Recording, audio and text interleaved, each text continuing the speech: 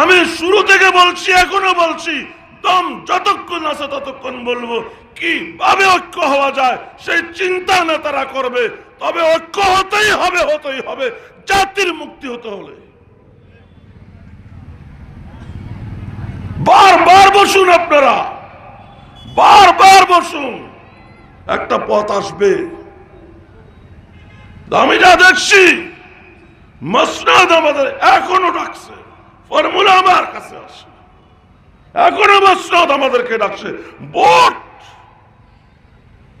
অনিশ্চিত, কথা বলেন, ভোট না হতে পারে, ইউনূসের পরে অন্য কেউ আসতে পারে, ভোট হলেও মেকানিজম হতে পারে, কথা বলেন।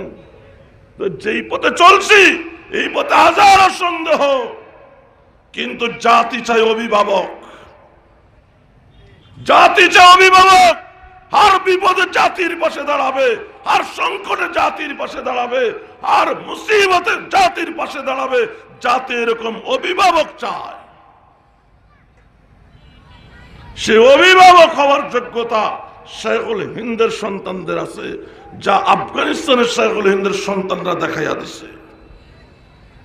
ওলামা তোলাবা জনতা, শেখুল হিন্দের অনুসারী আমরা যারা আছি, আমাদের আছে জাতির অভিভাবকের দায়িত্ব পালন করার।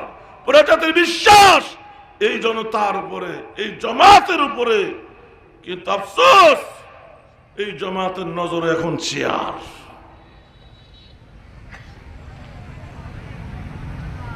আল্লাহ বুঝার তৌফিক দান করেন।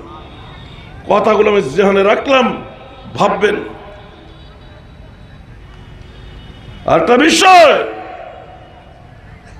মুক্তাদি যে কেউ হতে পারে, ইমাম আলেম হওয়া লাগে,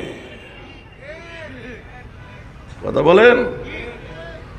মুক্তাদি দাড়িওয়ালাও হতে পারে, নিদারিও হতে পারে, পাঞ্জাবিওয়ালাও হতে পারে, শার্টওয়ালাও হতে পারে, গেঞ্জিওয়ালাও হতে পারে, খালি গায়েও হতে পারে, কথা বলেন।